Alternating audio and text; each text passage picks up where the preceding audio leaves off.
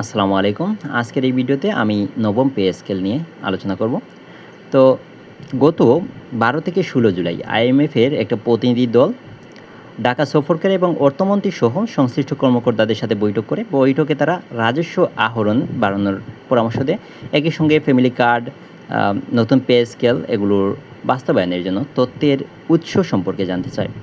এখানে একটা জিনিস খেয়াল করি, তারা কিন্তু নবম পে স্কেল যাতে বন্ধ হয়ে যায় বা কার্যক্রম যাতে বন্ধ হয়ে যায় এরকম কোনো নির্দেশ দেয়নি বা কোনো পরামর্শ দেয়নি। তারা জাস্ট বাস্তবায়নের অর্থের উৎসটা জানতে চেয়েছে।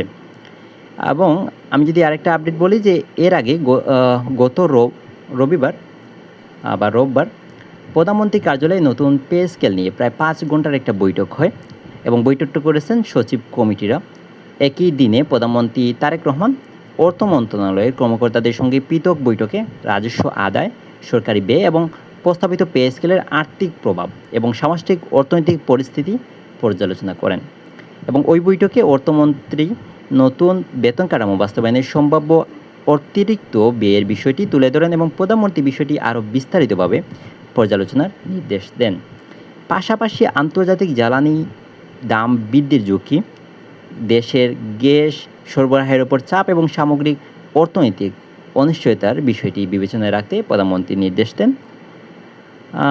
সংশ্লিষ্ট কর্মকর্তারা জানান যে আগামী ১২ থেকে ১৮ অক্টোবর ব্যাংককে অনুষ্ঠিত বিশ্বব্যাংক আইএমএফের বার্ষিক সভার ফাঁকে আইএমএফের সঙ্গে সরকারের চূড়ান্ত আলোচনা হবে এবং ওই বৈঠকে আসলে অনুন্নয়ন খাতের স্থায়ী ব্যয়, বিশেষ করে সরকারি চাকরিজীবীদের বেতন বৃদ্ধি নিয়ে আইএমএফের অবস্থানটা আমরা চূড়ান্তভাবে জানতে পারবো।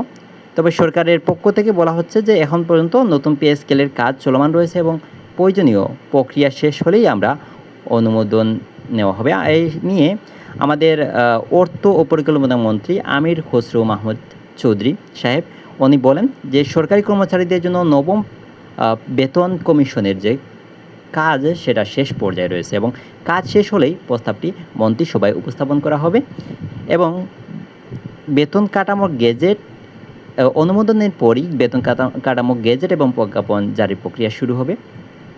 তার মানে ওনার কথা মতো বা সরকারের পক্ষ থেকে এখনও কিন্তু নবম পে স্কেল নিয়ে আমরা পজিটিভ দেখতে পাচ্ছি। আমরা সরকার বলতেছে যে খুব তাড়াতাড়ি আমরা নবম পে স্কেলটা কার্যকর করতে পারবে তারা।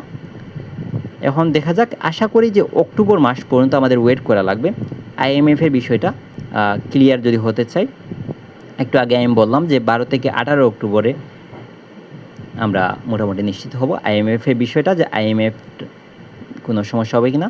তবে আমাদের মন্ত্রী সাহেব আমির খসরু সাহেবকে যখন প্রশ্ন করা হয় যে নতুন বেতন কাঠামো বাস্তবায়ন করলে আন্তর্জাতিক মুদ্রা তহবিল বা আইএমএফের নতুন ঋণ পাওয়া নিয়ে কোনো জটিলতা তৈরি হবে কি না, এমন প্রশ্নের জবাবে অর্থমন্ত্রী বলেন যে আইএমএফের সঙ্গে নতুন বেতন কাঠামোর কোনো সম্পর্ক নেই এবং তিনি আরও বলেন যে কাজ চলছে, বেতন কাঠামো হবে এবং প্রজ্ঞাপন জারি করতেও বেশি সময় লাগবে না।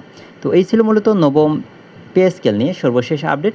পরবর্তী আপডেটগুলো পেতে এবং সরকারি চাকরির সব সার্কুলারের আপডেট পেতে আপনি আমার চ্যানেলটি সাবস্ক্রাইব করে রাখতে পারেন। অসংখ্য ধন্যবাদ। আল্লাহ হাফিজ।